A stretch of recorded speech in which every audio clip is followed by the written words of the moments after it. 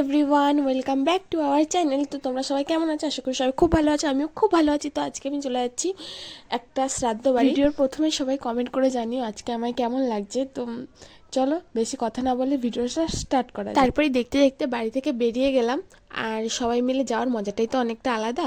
তো আর একটা কথা বলতে চাই, ভিডিওর মাধ্যমে আমি ভিডিওগুলো তো পোস্ট করছি ফেসবুকে, তো তোমরা কমেন্ট করার হলে ফেসবুকে কমেন্ট করো প্লিজ। আমার সামনাসামনি কেউ কমেন্ট করো না, আমার এটাতে খারাপ লাগে। আমি ভিডিও করছি না করছি, সব কিছু ছাড়ছি না ছাড়ছি, সেটা আমার ব্যক্তিগত ব্যাপার।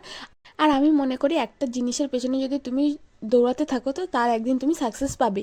তো বেশি কথা এই বিষয়ে কথা অন্য একদিন বলবো তোমাদেরকে। তো আজকে যাই, যে কাজে এসেছি সেই কাজটা করে যাই। তো চলে এসেছি শ্রাদ্ধ বাড়িতে, আর আমাদের আস্তে আস্তে বলতে গেলে প্রায় লোকের খাওয়া হয়ে গেছিলো। আমরা এসে পৌঁছেছি 2:30টার দিকে।